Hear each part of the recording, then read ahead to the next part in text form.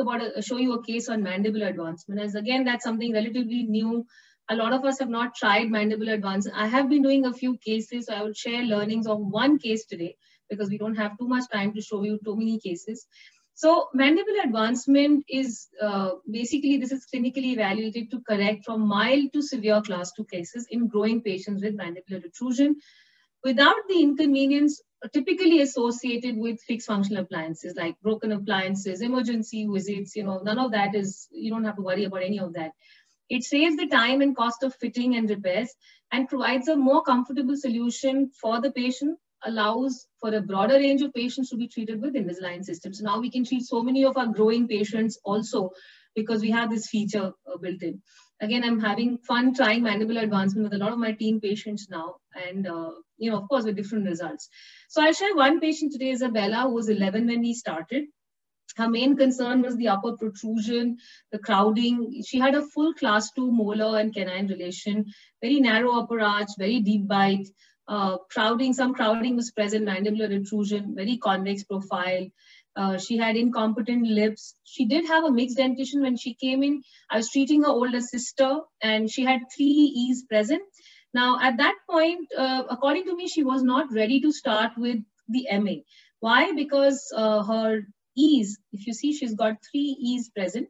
And if I look at her OPG, the 5s are not, the E's are going to fall in the next maybe 2-3 months, not longer than that. And so one of the criteria for MA is you either need stable E and D, or you need to have your 5 erupted. So at this point, I told them, it's not a good time to start because you need to do a mandibular advancement. But we did submit her case because we were getting some teen promo that time and we wanted to get, make use. So we just thought, okay, let's do some pre-MA expansion, some alignment, and then we'll order for the MA once the 5s are up.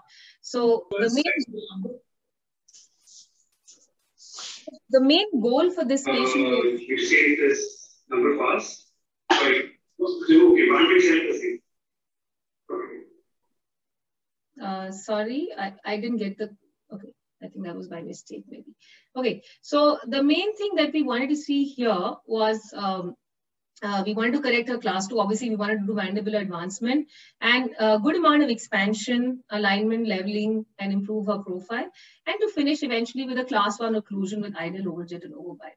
Now, this patient, that was her intraoral at the time when we went for the MA. That means her premolars had erupted, and now we were starting the MA phase.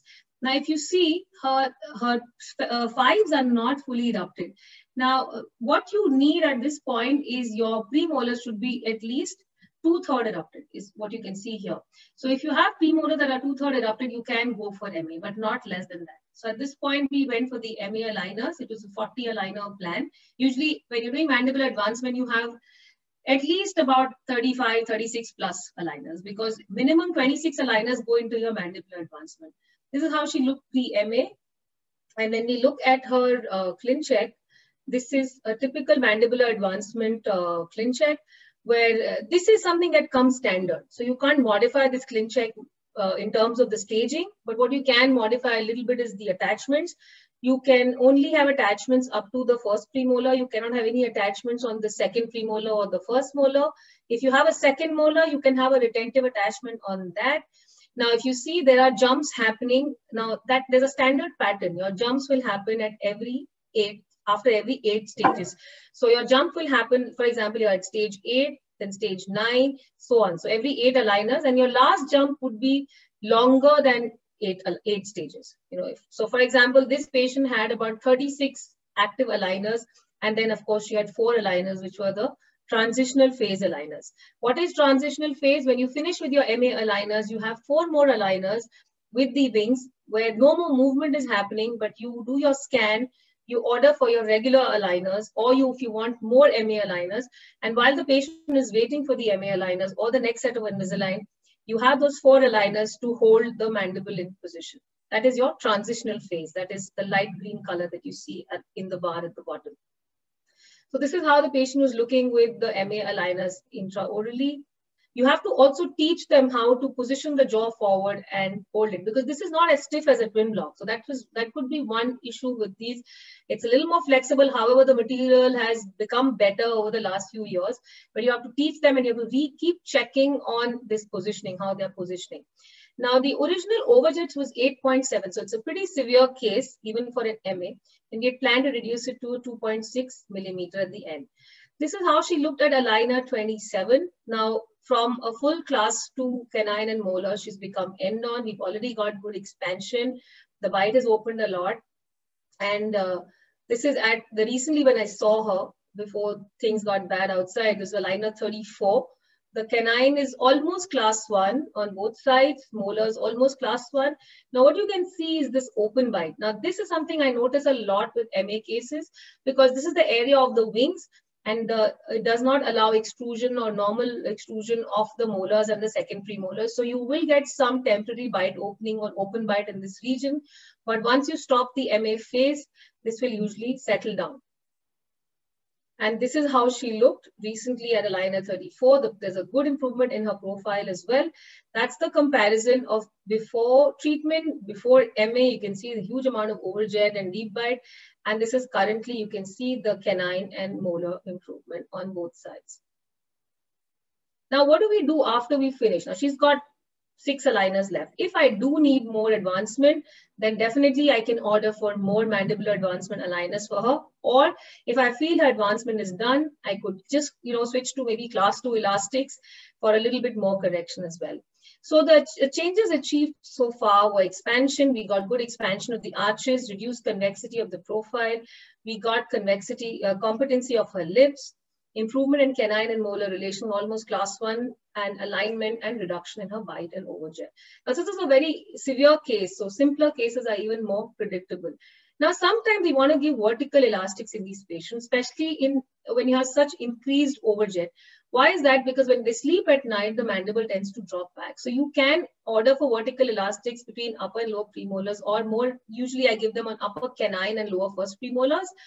You don't need to wear them during the day, only at night, and only maybe during the first 3 to 4 months. After that, they get used to, and the mandible position also improves. Now, what were my learnings? We got good expansion and good amount of mandibular advancement, a good profile change. What would I do differently is, in a case with so much of an overjet, I would probably finish with a little more overcorrection, probably with the mandible being 1 millimeter or mandibular incisors being 1 millimeter ahead of edge to edge position.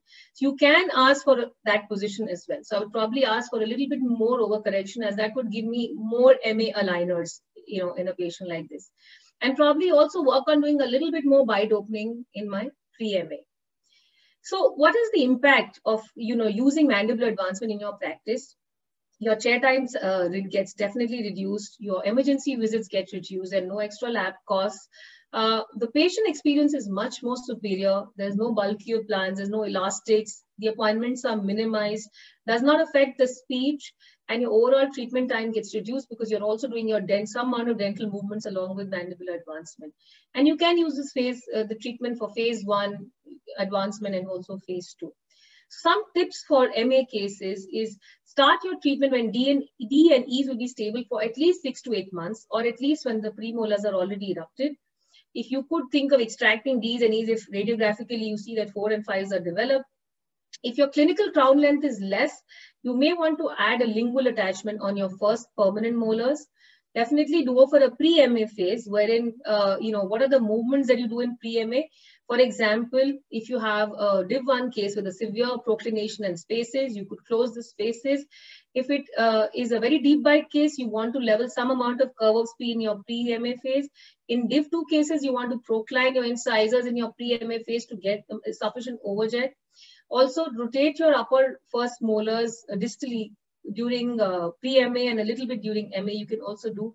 Also, some amount of expansion can be done in pre-MA phase, and even up to 2 millimeters of expansion can be done during the MA phase as well. You could evaluate the need for vertical elastics at night.